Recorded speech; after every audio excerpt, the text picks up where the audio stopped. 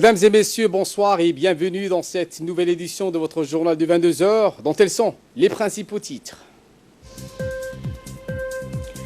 Le chef de l'État Ismaël Marguerite a reçu aujourd'hui la haute représentante de l'Union européenne pour les affaires étrangères et la sécurité politique, Madame Federica Mogherini.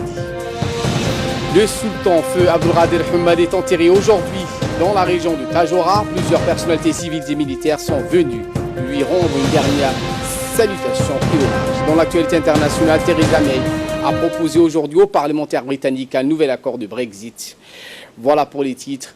Merci si vous nous rejoignez sur Télé Djibouti. Mais avant de développer ces titres, nous entamons avec ce message qui nous provient de la présidence de la République où le chef de l'État Ismaël Marguerite a donc aujourd'hui salué la réélection à la tête d'Afrique du Sud, M. Cyril Ramaphosa. Dans son télégramme de félicitations, le président Guelleh a décrit la réélection de M. Ramaphosa comme signe manifeste de la volonté du peuple sud-africain à évoluer encore sous le leadership du Congrès national africain. L'ANC, la formation politique historique de ce pays, nul doute que votre reconduction à la magistrature suprême à valeur aussi d'attachement du peuple ami sud-africain à votre pragmatisme et détermination à mener votre nation dans la voie du progrès économique et de la cohésion nationale, a écrit bien en substance le président de la République. Soyez sûr, monsieur le président, que vous trouverez toujours auprès du gouvernement et du peuple de Djibouti tous les concours nécessaires au renforcement des relations d'amitié et de coopération entre nos deux pays et nos deux peuples, a par ailleurs noté le président Ismaël Marguerite avant de réitérer ses chaleureuses félicitations à son homologue réélu de l'Afrique du Sud. La réélection de M. Cyril Ramaphosa à la magistrature suprême de l'Afrique du Sud est intervenue aujourd'hui, mercredi, suite à la victoire de sa formation politique, l'ANC, aux législatives du 8 mai dernier qui ont eu lieu donc dans ce pays. Je vous disais en titre, le président de la République a reçu aujourd'hui au palais présidentiel la haute représentante de l'Union européenne pour les affaires étrangères et la politique de sécurité et vice-présidente de la Commission européenne, Mme Federica Mogherini. Le déplacement à Djibouti de Mme Federica Mogherini s'inscrit dans le cadre d'une tournée qu'elle effectue ces derniers jours dans le pays des régions. Au menu de discussion avec le président Guelleh, les voies et moyens de promouvoir et développer davantage les relations d'amitié et de coopération entre Djibouti et l'Union européenne et l'état d'avancement des principaux dossiers autour desquels les deux parties entretiennent une collaboration fructueuse. Djibouti et l'Union européenne entretiennent une coopération fructueuse dans les domaines du dessalement de l'eau de mer, de la promotion de la décentralisation de la formation professionnelle et du renforcement de la santé de la mère et de l'enfant. En dehors de la coopération civile, la République de Djibouti et l'UE entretiennent également une importante coopération dans le domaine de la défense, notamment en matière de sécurité maritime. Notre pays fait effectivement office de principale base logistique et d'appui aux forces de l'Atalante, les contingents européens engagés dans la lutte contre la piraterie maritime et le terrorisme dans la région de la Corne de l'Afrique. Dans une déclaration faite à la presse à l'issue de son audience avec le président de la République, la haute représentante de l'Union européenne pour les affaires étrangères et de la politique de sécurité s'est réjouie des liens privilégiés entre son organisation et notre pays. Écoutons. Public pendant cette visite qui pour moi est très importante pour souligner l'importance stratégique de notre amitié et de notre partenariat avec le Djibouti, soit bilatéralement. Nous soutenons comme Union européenne le peuple et les autorités du pays dans un moment compliqué, dans une région difficile, avec un soutien sur le côté de la coopération au développement, le travail pour l'eau, les effets des changements climatiques, mais aussi la sécurité maritime et l'importance de garder le rôle de porte comme un des principaux facteurs de développement économique du pays. Mais aussi, nous avons discuté le travail que nous pouvons faire ensemble pour la diversification de l'économie du pays. Mais surtout, ça a été pour moi une occasion importante d'échanger sur les dynamiques régionales dans la Corne d'Afrique, le travail commun que nous faisons pour la paix et la sécurité en Somalie, pour une approche inclusive et coopérative dans la région, le soutien à l'IGAD et aussi la nécessité de garder des dynamiques, éviter que les dynamiques du Moyen-Orient puissent influencer négativement le développement et la sécurité de la région et du pays. Donc j'ai exprimé le soutien et l'amitié de l'Union européenne au Djibouti comme un partenaire clé dans la région, dans deux régions en effet, et l'excellent travail, l'excellente coopération que nous avons en particulier avec Monsieur le ministre des Affaires étrangères. Pour sa part, le chef de la diplomatie djiboutienne, Mahmoud Ali Youssouf, a souligné l'importance de recevoir Mme Mogherini à Djibouti. Cela explique, a-t-il dit, ou démontre la place qu'occupe notre pays dans le monde. C'est dans le micro de la presse et au reportage de M. Saïd Halatou. La visite s'inscrit toujours dans le cadre du partenariat Djibouti-Union européenne, qui est un partenariat solide, un partenariat axé sur les résultats en matière de développement et de sécurité. Vous savez que Djibouti abrite les opérations Atalante et les Européens font œuvre utile, aussi bien en matière de sécurité maritime que dans la lutte contre le terrorisme et l'insécurité en Somalie. Et nous avons également évoqué avec Mme Mogherini les questions de développement. L'Union européenne soutient beaucoup les projets de développement à Djibouti, notamment le dessalement, qui est financé sous forme de dons par l'Union européenne, mais également la décentralisation, qui est un programme très important et qui a l'attention du président de la République. Et l'Union européenne continue à accompagner Djibouti sur la voie du développement. Je crois que sa visite vient un petit peu consacrer tous ces efforts et nous pensons que ce partenariat va se poursuivre. L'Europe a ses propres défis sur le continent, mais l'Europe a également des responsabilités et les Européens ont compris cela depuis très longtemps. Et ces responsabilités, nous essayons de les assumer ensemble. Aujourd'hui, Mme Mogherini a fait une tournée dans la Corne de l'Afrique pour d'abord porter un message, d'abord de solidarité de l'Europe avec les pays de la Corne, un message de disponibilité. Je crois qu'il ne faut pas minimiser cette visite qui est très très importante. Je vous dis en titre également, la cérémonie funèbre de feu Sultan Abdulqadir Hamad Mahamad, décédé vendredi dernier, a eu lieu ce mercredi dans sa ville natale, Tajoura. Rapatrié par avion, la dépouille mortuaire du défunt sultan a été acheminée vers sa ville natale par hélicoptère militaire. Tous les membres du gouvernement, avec à leur tête le Premier ministre Abdulqadir Kamil Mahamad, ainsi qu'une délégation ministérielle de la République fédérale d'Éthiopie et notamment de la région Afar, étaient mobilisés pour accueillir la dépouille mortuaire au sein du port du Tajoura où l'avion donc a atterri.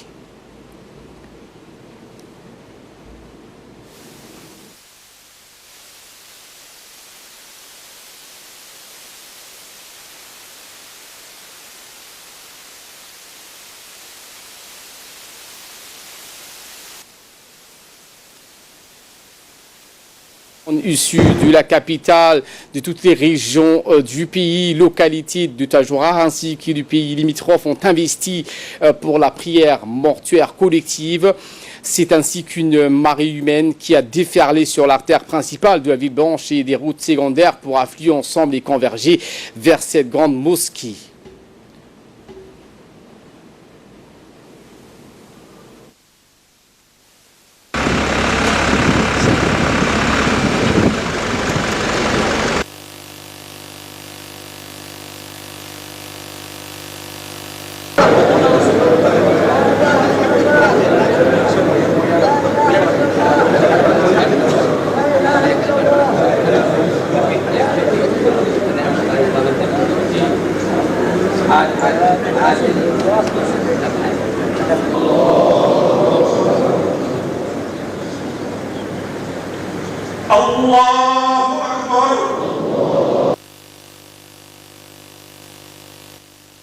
Prière et la lecture de la Fatiha par l'imam, les proches du défunt et les centaines de fidèles ont accompagné la dépouille jusqu'au cimetière où Abdulqadir Hamad a rejoint donc sa dernière demeure.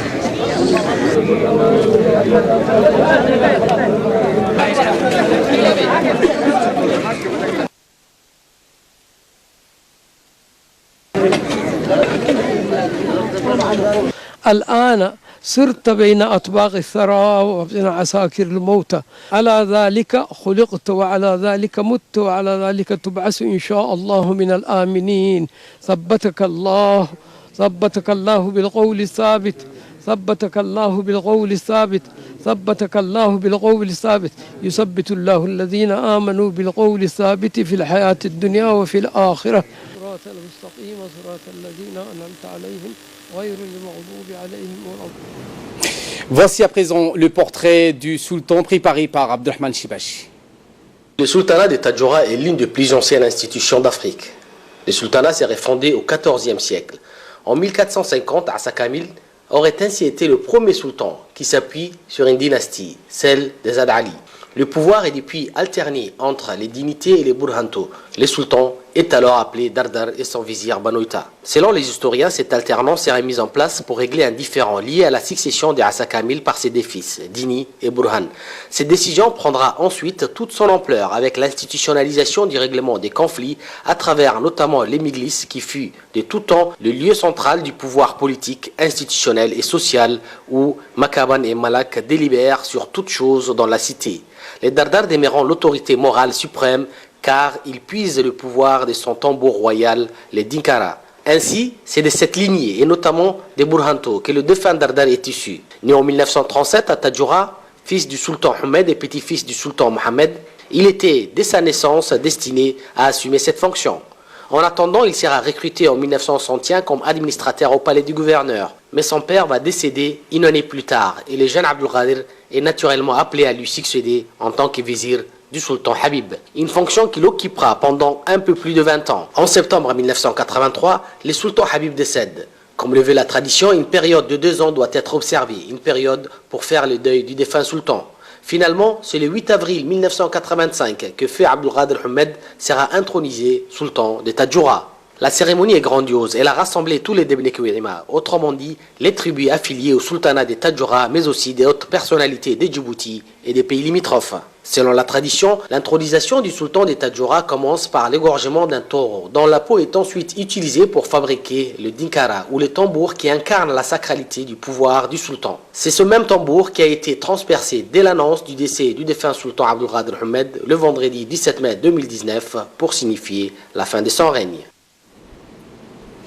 Et l'ambassadeur de la République de Djibouti en Éthiopie, Mohamed Idriss Farah Abandi, ainsi que sa famille et tous les personnels de l'ambassade présentent ses condoléances les plus attristées à la famille, aux proches du défunt sultan Abdul Qadir Ahmed, sultan de Tadjoura, qui est décédé donc le 18 mai dernier. En effet, le sultanat incarne un pouvoir traditionnel important et représente un symbole et un pilier indispensable depuis des millénaires. Dans notre pays, un message de condoléances similaire est envoyé par la chargée d'affaires de l'ambassade de Djibouti à Doha, Madame Zahra Ahmad Cher, et l'ensemble du personnel de l'ambassade de Djibouti à l'état du Qatar. Inna lillahi wa inna ilayhi raji'un. Et je vous emmène à Das Bio, au sud du pays, où notre équipe de la radio-télévision de Djibouti sont aujourd'hui dans cette localité qui s'est distinguée par les autres par son nombreux projets de l'agriculture qui ont vu le jour et qui sont devenus une source de bonheur pour ses habitants. Cette localité est également connue pour ses potentiels sites touristiques. Voici un reportage de la rédaction au commentaire de Ahmed Ahmad.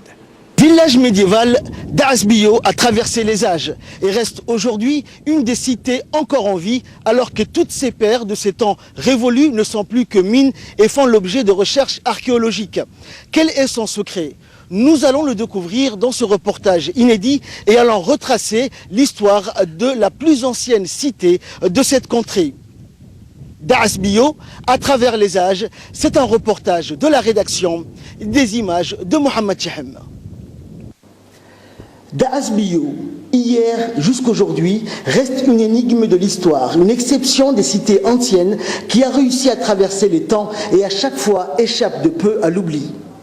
Son histoire commence avec Zeila, l'un des premiers ports sur cette côte qui va servir de tête de pont aux marchands venant du Yémen, de l'Inde et d'ailleurs.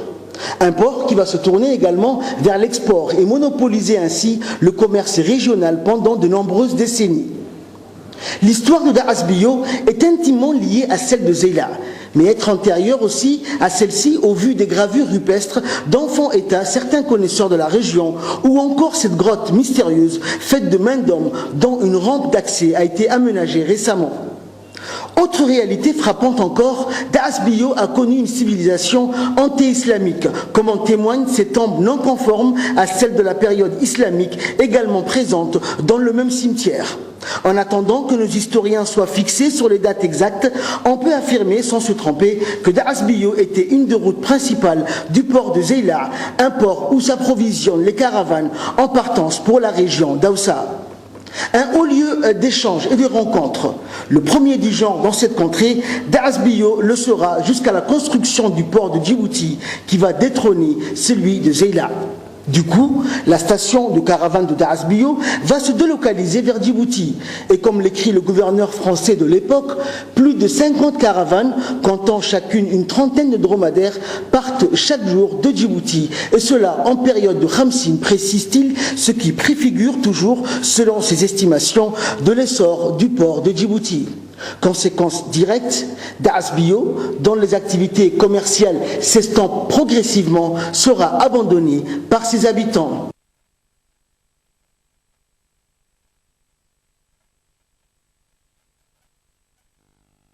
Par Daasbiyo, c'est la Renaissance et durant toute l'épopée glorieuse du chemin de fer, Daasbiyo va traverser les âges et se projeter dans une nouvelle ère, celle du chemin de fer bien sûr. Cette nouvelle donne permettra à Daasbiyo de tenir le cap jusqu'aux années 2000, où le chemin de fer cessera définitivement ses activités. C'est le coup de semence, dira-t-on. Une fois de plus, elle sera désertée par ses habitants. C'est la désolation. Plus rien ne bouge, et pour cause, Daasbiyo est encore une fois coupé du monde. De temps à autre, un chamelier se hasarde à se rendre dans ce village désert où il ne trouve pas un sac de dourra à acheter. La situation reste donc sans espoir. Mais c'était sans compter sur l'arrivée sur la scène politique en 1999 d'un visionnaire. C'est le coup de tonnerre. En effet, de passage à Daasbiyo durant sa première campagne pour la présidence, le candidat Ismaël Omar Guelleh déclare haut et fort, alors que tout semble perdu, que Daasbiyo ne s'éteindra pas et fera vivre, comme l'ensemble du pays, tous ses habitants, ajoutant au passage que la jeunesse a le flambeau pour aller de l'avant et qu'il sera là pour l'accompagner. magaaladani inay tahay curadii mantiqadani ama gobolkani magaaladii ugu horeysay ee magaalo ahaan loo abuuray bay ahayd ayada ayaa isku xidhiidhinaysay sayla iyo awsa isku xidhiidhini jirtay sida lana baray sidaas wey halkan baa la mari jiray iyada ayaa anagu waanu haysanaa inay curadii tahay insha allahu tacaala wixii khayraad dhulku leeyahayna gacmaheenna ayaan kaga soo saaranaynaa dadkaan hore ugu marinaynaa hadduu alla yidhaahdo dhallinta waxaan weydiisanaynaa inay aaminaan dhulkooga in ay u shaqeeyaan dhulkooga waxaan ku niyadsannahay in uu waddankani dadkiisa oo dhan wada noolayni karo yaan aaminsannahay. Ce qui semblait être une promesse de campagne aux yeux de certains prendra corps et âme. Sa vision est simple. Daasbiyo pourra vivre de son passé. En effet, elle sera orientée vers le développement du tourisme. Pour cela, son patrimoine culturel et historique sera mis en valeur, d'où la construction, à l'initiative du président Guelleh, d'une rampe d'accès qui permettra de visiter la célèbre grotte de Daasbiyo, entre autres. Des initiatives seront lancées par le gouvernement pour promouvoir le tourisme et la découverte de ce patrimoine exceptionnel. Plusieurs associations verront le jour, comme les Amis de Daasbiyo, qui vont organiser des journées promotionnelles pour la découverte de ce village antique. Aussitôt, les activités touristiques font leur apparition. Daasbiyo voit l'arrivée de touristes étrangers accueillis au plein cœur du village de Daasbiyo.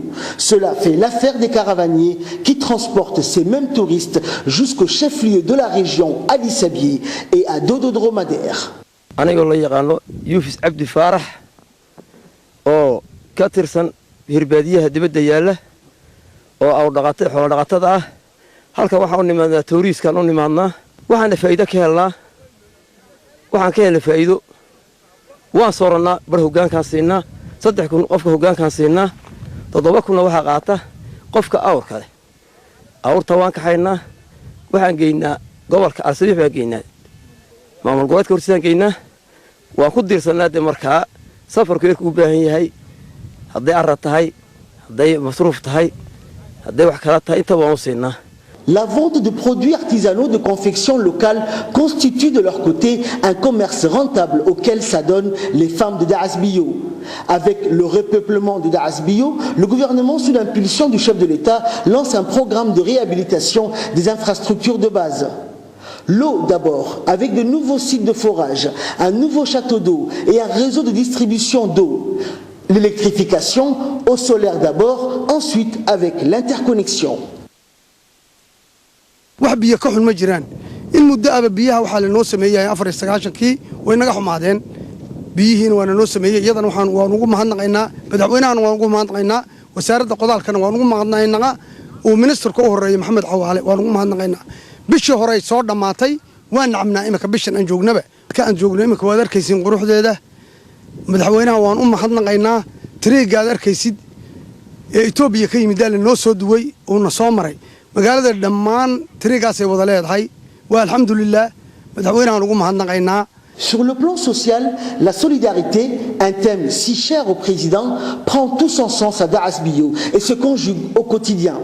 En effet, si les enfants des environs de Daras Bio vont à l'école aujourd'hui et assurent ainsi leur avenir, c'est grâce à la solidarité agissante d'un généreux donateur en la personne de M. Hussein Kamaj, un homme d'affaires djiboutien qui a fait don d'un véhicule tout-terrain flambant neuf. Mieux, un don qui est entièrement géré par la population de Daras Bio, qui ainsi s'organise et se prend en charge, et partant de là, sont devenus des acteurs clés contribuant au développement de leur village. La laiterie de Douda n'est pas en reste, puisqu'en raison de la sécheresse qui sévit dans la région, elle reste le principal fournisseur de lait aux cantines des écoles.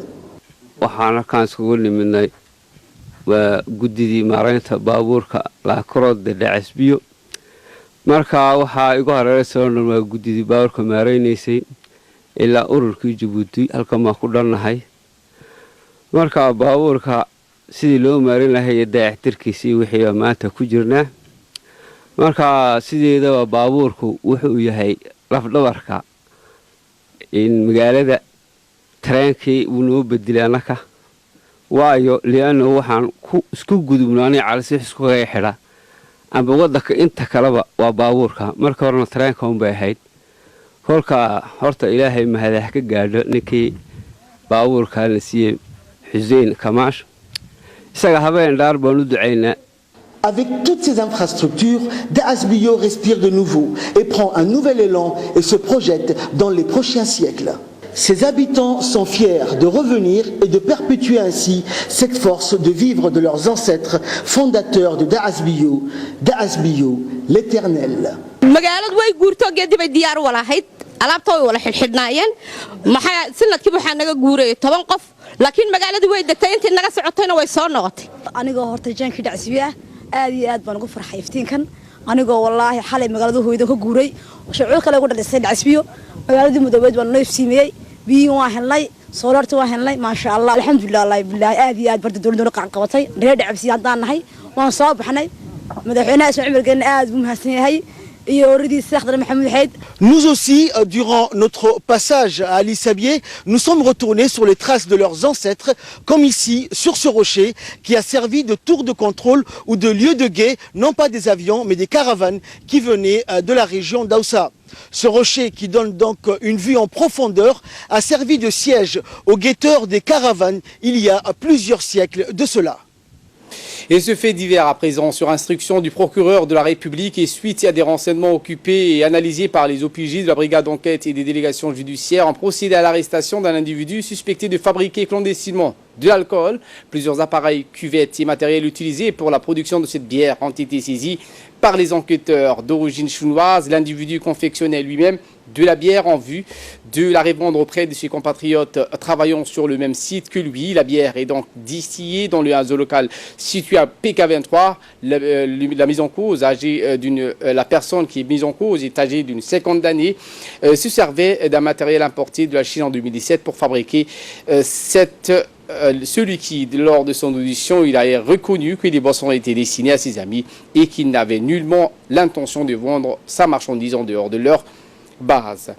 Autre saisie, un commerçant de la place a signalé dimanche dernier le cambriolage de son magasin des ventes, soit au total 10 télévisions écran plat et 6 lecteurs audio munis des sonorisations ont été soustraits de son magasin. Aussitôt, les enquêteurs de la brigade de PK12 Nord se sont transportés sur le lieu en vue de constater les faits. Le même jour, l'auteur présumé a été interpellé. Au cours de son audition, il a expliqué avoir agi de concert avec 3 autres co-auteurs, dont 2 ressortissants éthiopiens et un Djiboutien.